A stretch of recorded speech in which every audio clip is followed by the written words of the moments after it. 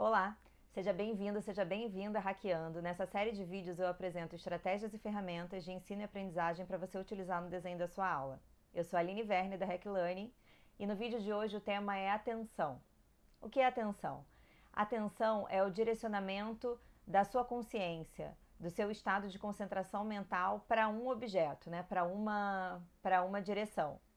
É a atenção que nos permite selecionar em determinado momento um estímulo que é significativo em meio a outros estímulos que estão disponíveis no ambiente. Uma boa analogia para a atenção é a lanterna, né? Como se você tivesse uma lanterna e a luz dessa lanterna que você direciona para um ponto ou outro, para um lugar ou outro, é a sua atenção, né? O direcionamento da sua atenção. E quando você direciona essa lanterna para um lugar, a sua percepção dos demais estímulos diminui. Então, essa ideia que a gente tem de que a gente consegue prestar atenção em várias coisas ao mesmo tempo, ela na verdade é errônea. O que a gente consegue fazer muito bem é oscilar a atenção entre um ponto e outro, né? Então, se você está dirigindo e mandando mensagem ao mesmo tempo, não é que enquanto você manda mensagem você também consegue ver o trânsito, mas você oscila rapidamente entre o seu celular e o trânsito, o que é muito perigoso, né? Mas em sala de aula, essa analogia da lanterna funciona super bem, né? Então, quando você está prestando atenção no que o professor está falando, você diminui a sua percepção para os outros estímulos do ambiente, inclusive outros elementos distraidores, digamos assim, que você tem por perto. E, em contrapartida, se você está se concentrando nesses elementos distraidores que não são o seu objetivo, você como aluno, na verdade, você está deixando, né, em determinado momento de prestar atenção na aula. Então, mesmo que você ache que você está prestando atenção na aula e lendo uma mensagem de trabalho, por exemplo, o que está acontecendo é que você está oscilando entre um ponto e outro e está perdendo alguns pontos relevantes da matéria. Mas por que eu trouxe esse tema da atenção para vocês? Porque a atenção é muito importante para o aprendizado, porque sem atenção o aluno não constrói memória. Afinal de contas, como ele pode construir memória de algo que ele não prestou atenção, né? Para algo que ele não direcionou a luz da lanterna? E sem memória não há aprendizado. Então a gente vai tratar aqui hoje de alguns temas que compõem a atenção e entrar um pouquinho mais fundo em um tema específico que eu acho muito relevante no dia a dia em sala de aula. Vamos lá? Então vamos ao que influencia a atenção do seu aluno. Eu selecionei 4 aspectos. O primeiro deles é a necessidade, a preferência, o segundo, né? O terceiro é o estado emocional e as experiências anteriores. Então, o que seria necessidade? Vou colocar tudo isso dentro de um contexto de sala de aula já, tá? Então, a necessidade é quando o aluno percebe que ele precisa prestar atenção. Então, quando você chama a atenção do aluno para aquele ponto, ou ele sabe que aquilo é crucial, que aquilo vai cair na prova, essa necessidade chama a atenção, né? Focaliza a atenção dele. Então, aqui já fica uma dica de que quando você tem pontos centrais da disciplina, é importante você colocar para o aluno que aquele tema é crucial, ou que ele tem que prestar atenção, no caso, porque aquele conteúdo vai ser tema de prova, né? Só o fato de você apelar para essa necessidade já vai fazer que num primeiro momento, mesmo que seja questão de segundos, que ele focalize a atenção. O segundo é a preferência, né? A gente normalmente vai focalizar a atenção para os temas e conteúdos que são da nossa preferência, mas isso também vale para os estímulos que tem ao redor. Então, hoje um conteúdo, entre aspas, de preferência que está sempre competindo com você, professor, é o celular, né? Então, se você tem que competir com notificação de celular, notificação de rede social, tudo isso vai desvirtuar a atenção do seu aluno, não em relação à matéria, mas em relação ao que ele vai preferir, entre aspas, direcionar a sua atenção. E aí, por isso é importante você fazer conexões do seu conteúdo com temas que fisgam os alunos de alguma forma, né? Porque aí eles vão dar preferência, né? Para prestar atenção, não é algo racional, né? É bem mais forte, né? Tá além do nosso nível de consciência, algo que a gente consegue controlar. Mas por isso que eu estou colocando esses aspectos para vocês, Então, primeiro foi necessidade, segundo é preferência, porque se você fizer essas conexões, esses ganchos, o aluno, sem raciocinar, vai direcionar a atenção dele para o seu conteúdo, para a sua aula. O terceiro são as experiências anteriores, né? Na verdade, aqui nem são as experiências pessoais do aluno que se conectam ao seu conteúdo. Isso está mais relacionado à preferência. Essa questão de experiências anteriores está mais relacionado a como se fosse uma linha do tempo da sua aula. Então, se está estático, se não tem movimento, se é previsível, né, até o tom de voz que você coloca, os recursos que você utiliza, o aluno tende a desconectar com mais facilidade. Então, se você traz novidade, né, se tem uma mudança ao longo do tempo, né, de estímulo, isso tende a chamar a atenção. Então, se é muito estático, se você mantém sempre o mesmo estilo, o mesmo modelo, as mesmas estratégias, o mesmo tom de voz, o mesmo tipo de slide, o mesmo recurso, tudo isso tende a não estimular o aluno a se manter atento, né? Não prende a atenção do aluno. E o quarto é o estado emocional. Então, não só o estado emocional do aluno, então se ele está passando por algum problema, se ele tem outras preocupações na mente, isso vai puxar a atenção dele. Mas, por outro lado, a gente se conecta muito fácil com as emoções. Então, você utilizar histórias e apelar para histórias na sua didática, né, como um recurso, vai fazer também com que os alunos se conectem ao seu conteúdo. Então, só recapitulando, foram 4 elementos, né? A necessidade, a preferência, as experiências anteriores, na verdade, a experiência do aluno, né, ao longo do tempo, pensa nessa linha do tempo, na trajetória da sua aula. E o quarto é o estado emocional. E quais são os elementos que regulam a atenção do aluno que você pode utilizar como recursos didáticos? O primeiro deles são estímulos significantes, né? Então, por que o aluno precisa... Você dá significado ao que você está ensinando, né? Então, por que você está ensinando isso? Por que isso faz parte da matéria, do conteúdo? Por que o aluno precisa aprender isso, né? Se você fizer esses ganchos de significado, isso também apela para a questão da necessidade, e fica mais fácil do aluno prestar atenção, de você chamar a atenção do aluno.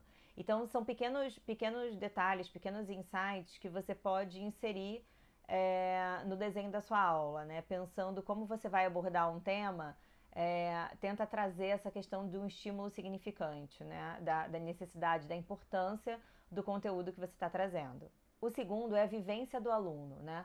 É você apelar para o conhecimento, a bagagem que o aluno traz para a sala de aula, porque a partir desse conhecimento ele vai fazer conexões cerebrais. Isso é não só importante para o aprendizado, como isso ajuda a ele a se concentrar, né? Se concentrar no conteúdo que você tá ministrando. Por que isso? Porque é mais fácil eu prestar atenção em algo que eu entendo, né? Algo que eu já consigo associar com outro conhecimento que eu tenho, do que conseguir prestar atenção em algo que é totalmente alheio ao meu repertório, à minha bagagem, né? E aí, nesse sentido, eu queria dar uma dica em relação a simplificar conteúdo, né?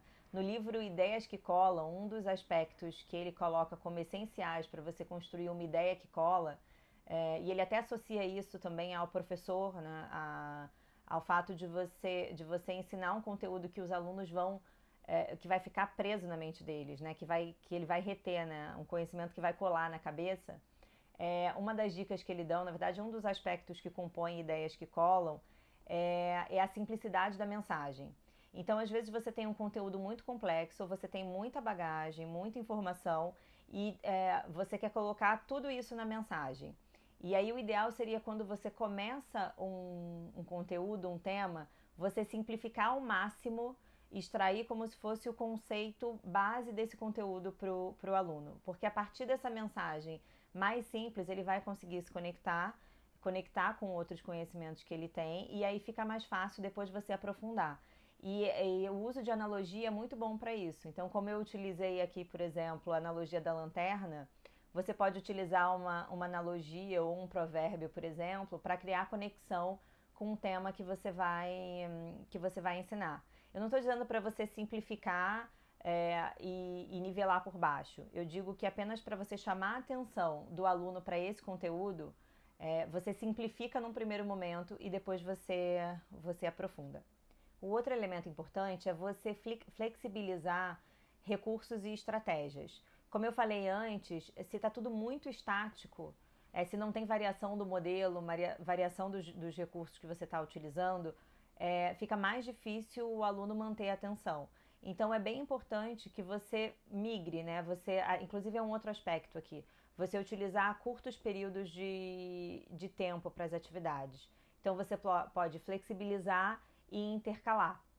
Então, como seria isso? Ao invés de você estar sempre dando uma aula expositiva com um slide, com o mesmo fundo, use um recurso audiovisual, por exemplo, em algum momento, ou dá uma pausa no PowerPoint como seu recurso e utiliza uma outra estratégia, uma outra atividade, abre para perguntas ou utiliza alguma metodologia de facilitação, enfim, você dá uma variada nos estímulos, ajuda para que os alunos aprendam com mais facilidade, porque é como se a cada variação que você faz fosse um novo estímulo, e aí é mais fácil ele prestar atenção nesse novo estímulo, né?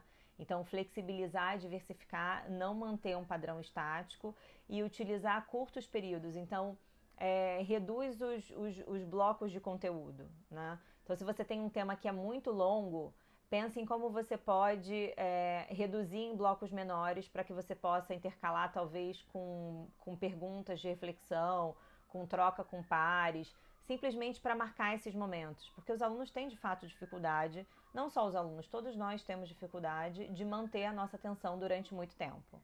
E o último elemento, que é onde eu quero focar a sua atenção aqui nesse vídeo, são os elementos distraidores. Então, como eu falei antes, pensando na analogia da lanterna, você não consegue iluminar dois espaços ao mesmo tempo. E é assim a nossa atenção, né? Você não consegue focar a sua atenção em duas coisas ao mesmo tempo. Você consegue oscilar muito rapidamente entre uma coisa e outra, né?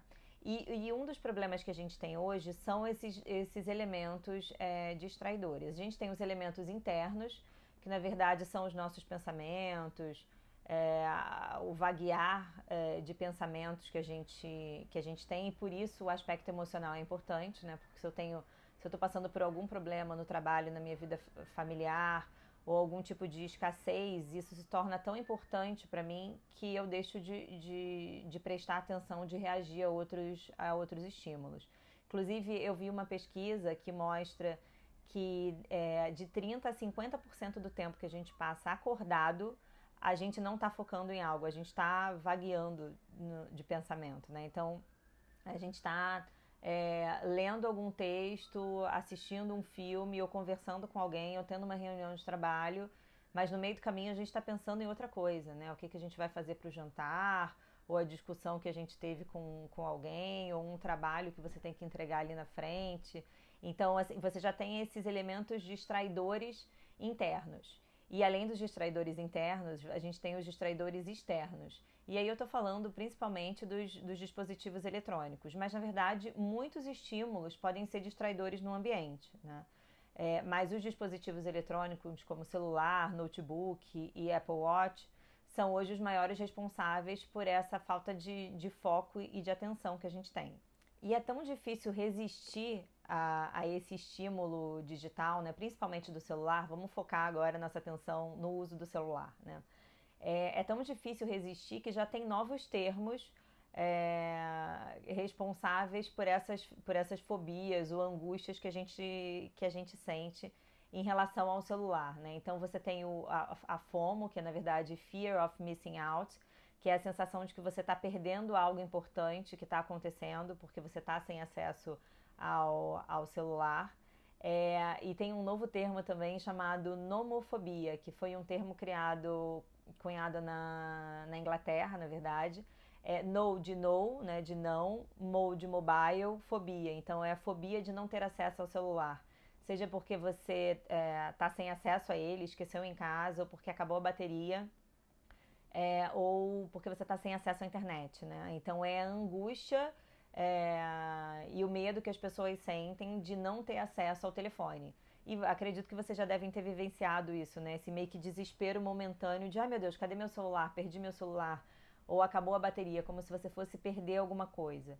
Então, o estímulo das notificações de celular, o estímulo das redes sociais, tudo isso é uma tentação muito forte para a gente resistir. E aí fica mais difícil a gente concentrar a nossa atenção, o nosso foco por mais tempo em um tema. E aí, indo um pouquinho mais fundo nessa questão do celular, desses estímulos, né? Isso exige para todos nós, não só para os alunos, mas para todos nós, um pouco de autocontrole. E aí, pensando em toda a energia que a gente precisa direcionar para resistir à tentação de olhar o celular, de olhar uma notificação e prestar atenção de fato é, em sala de aula, na leitura de um livro, enfim, em algo que a gente quer dar atenção, eu queria trazer o tema do autocontrole. E o que é autocontrole? Autocontrole é a nossa capacidade de vencer um impulso, de resistir a uma tentação ou um desejo para atingir determinado objetivo. E por que o autocontrole é importante? Porque se o aluno tem autocontrole para resistir a esses impulsos, a essas gratificações imediatas, ele consegue se concentrar em sala. E eu vou mostrar para vocês algumas pesquisas relacionadas a autocontrole e desempenho acadêmico. Na verdade, eu tratei até desse tema, autocontrole, em um outro vídeo que eu fiz sobre vieses comportamentais e sobre como você pode utilizar eles como gatilhos, como insights no desenho da sua aula. Eu vou destacar aqui no vídeo esse outro vídeo sobre vieses comportamentais. Viés comportamental, na verdade, é um erro de julgamento, de decisão, que te leva a tomar decisões irracionais, no caso, né? E eu tratei da falta de autocontrole, que é um viés comportamental que nos leva a não conseguir, é como se fosse a nossa falta de capacidade de adiar gratificações. Em 1970, Walter Mischel, um psicólogo de Stanford, conduziu um experimento que ficou muito famoso, e já foi repetido várias vezes, né? Que é um experimento em que ele selecionou 92 crianças entre 3 e 5 anos para fazer esse teste, e ele deixava essas crianças numa sala e entregava para elas um marshmallow. Na verdade, ele dividiu esse grupo de 92 crianças em 3 grupos com pequenas variações do experimento. Mas, no geral, ele entregava para a criança um marshmallow e dizia para elas o seguinte: se você conseguir esperar 15 minutos e não comer esse marshmallow, você vai ganhar um segundo marshmallow depois, né? E essa experiência ficou muito famosa porque ele também acompanhou a vida e a carreira dessas 92 crianças ao longo de 20 anos, ou mais, se eu não me engano, para poder fazer um estudo de autocontrole. Isso deu muitos novos insights na área de psicologia em relação a autocontrole, né? E é curioso, até esse vídeo tem disponível na internet, porque algumas crianças não conseguiram resistir e já atacaram o marshmallow, e outras crianças tiveram um autocontrole de resistir ao longo de 15 minutos, isso numa sala que não tinha nenhum outro estímulo. Então elas tiveram que trabalhar outras formas de mudar o seu foco de atenção, né? Então algumas crianças elas sentam em cima da mão, ficam batucando, cantarolando, pensando em outras coisas, enfim, elas encontraram as suas próprias estratégias para vencer essa tentação, né, da gratificação imediata, e ganharam o segundo marshmallow no final. E ao longo desse acompanhamento que ele fez com essas crianças ao longo dos 20 anos, ele conseguiu demonstrar também que eram crianças mais atentas, com mais fluência verbal, com mais sucesso de desempenho acadêmico e profissional, e eles tinham mais facilidade de lidar com frustrações e de lidar com o estresse. E além desse experimento do Marshmallow Challenge, que já mostrou uma correlação, né, entre o autocontrole dessas crianças e o desempenho delas no SAT, e também o desempenho acadêmico delas, tem uma outra pesquisa onde 2 pesquisadores selecionaram 164 alunos do 8º ano e fizeram testes de QI e de autocontrole. Então eram testes que envolviam não só esses alunos, mas avaliações com pais e professores desses alunos. E aí eles demonstraram alta correlação. Na verdade, eles demonstraram que o autocontrole, né, o nível de autocontrole, é um preditor de sucesso acadêmico. Na verdade, é 2 vezes mais eficiente do que o QI para prever o desempenho acadêmico desses alunos. Então, é muito relevante para os nossos alunos, né, para os seus alunos, desenvolverem esse autocontrole, se é que eles não desenvolveram isso quando crianças, mas é algo que você pode estimular como professor, porque isso vai aumentar, potencializar o aprendizado dele em sala de aula e é algo que transborda da vida acadêmica, né? Isso passa para a vida pessoal, para a vida profissional. E nessa pesquisa de 2005, os pesquisadores colocaram que o autocontrole, né, a correlação era maior entre autocontrole e desempenho acadêmico, porque era mais importante do que o QI, era quão duro os alunos trabalhavam, quanto que eles conseguiam resistir às tentações e quanto que eles persistiam diante do fracasso. Bem, eu acho que você já conseguiu perceber a relação entre autocontrole e atenção, mas eu queria trazer mais alguns dados para vocês, para depois a gente conectar isso com a sua realidade em sala de aula, né? Tem algumas pesquisas recentes que mostram que jovens entre 18 e 24 anos acessam o celular mais de 100 vezes ao dia. Eu até arriscaria que hoje o número é maior e que não são só jovens de até 24 anos que checam o celular tantas vezes ao dia. E um estudo da Microsoft de 2015 mostrou que o nosso nível de atenção, na verdade, o nosso tempo de atenção agora está menor do que o de um peixinho dourado. O tempo de atenção de um peixinho dourado é de 9 segundos e o nosso caiu de 12 segundos em 2005 para 8 segundos em 2015. Esse estudo também mostrou que a nossa exposição a telas dificulta a concentração. É algo que a gente já sabia dentro da nossa vivência, mas é interessante trazer esses experimentos e essas pesquisas porque exemplifica algo que já é quase que intuitivo, né? Então você pode pensar na sua aula como se fosse um grande Marshmallow Challenge, né? E o marshmallow, no caso, é o celular, né? São esses elementos distraidores que impedem que o aluno foque no objetivo final dele, que é no objetivo principal dele, que é prestar atenção na sua aula, que é ser bem sucedido academicamente, que é conseguir ser aprovado, ter um futuro profissional, ou terminar o MBA, ou mestrado, ou doutorado, enfim. Então, para mim, a importância desse tema do autocontrole e até desse exemplo do Marshmallow Challenge é uma proposta de vocês colocarem esse desafio, não do marshmallow, né, mas a questão do autocontrole para os seus alunos em sala de aula.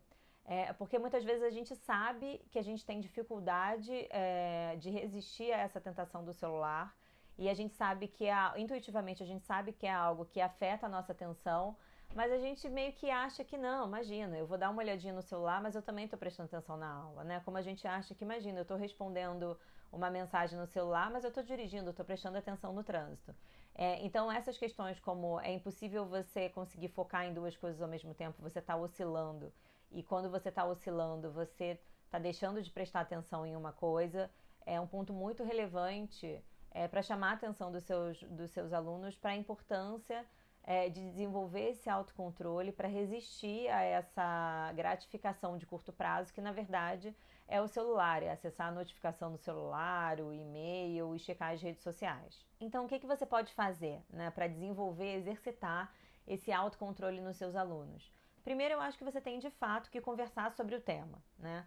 Pense que se você dedicar talvez 15 minutos, 20 minutos no início do seu semestre para tratar desse tema do autocontrole, isso vai poupar muito tempo para você como professor, porque se você tiver êxito, os alunos vão estar mais atentos e muito tempo na vida dos alunos, né? Tanto acadêmica como pessoal e profissional. Então converse sobre o tema. Uma forma de conversar sobre o tema é inclusive mostrando o vídeo. Tem muitos vídeos, se você googar Marshmallow Challenge na internet, no Google, né? Googar, você vai encontrar muitos vídeos das pesquisas originais e de várias outras que foram replicadas. E a partir disso você pode abrir uma discussão sobre o que seria o marshmallow em sala de aula, né? O que impede que os alunos tenham atenção e autocontrole, né? Para fugir desses elementos distratores. Além de você mostrar para os alunos, trazer essa conversa, né? Abrir essa conversa sobre autocontrole, você pode falar sobre os benefícios relacionados ao autocontrole, inclusive resumir talvez os achados dessa pesquisa, desse experimento, né, a correlação entre autocontrole e desempenho acadêmico, sucesso profissional, a capacidade de lidar com frustrações. Tem algumas pesquisas também que mostram que a mera exposição ao celular, então o fato de, na verdade, eu estar com o meu celular visível, gera tanta ansiedade que, na verdade, fizeram um experimento em que colocaram alguns jovens voluntários para fazer um teste cognitivo. E alguns deles, o celular, foi possível manter o celular na mesa, e em outros eles tinham que guardar e desligar o celular. E aí chegaram à conclusão nesse experimento que a mera presença do celular no seu raio de visão já gera uma certa angústia, e o resultado foi que esses alunos que tiveram o celular em vista, eles performaram 20% pior nesses testes. Então é um ótimo argumento também para talvez incentivar os alunos a tirarem esses dispositivos eletrônicos de vista, né, e se concentrarem de fato na sua aula. E se eles fazem isso, na verdade, eles estão seguindo uma das sugestões dos psicólogos sobre como você consegue resistir a essas gratificações de curto prazo. E essa dica é controlar o ambiente, né? Isso a gente faz também se você está de dieta, por exemplo.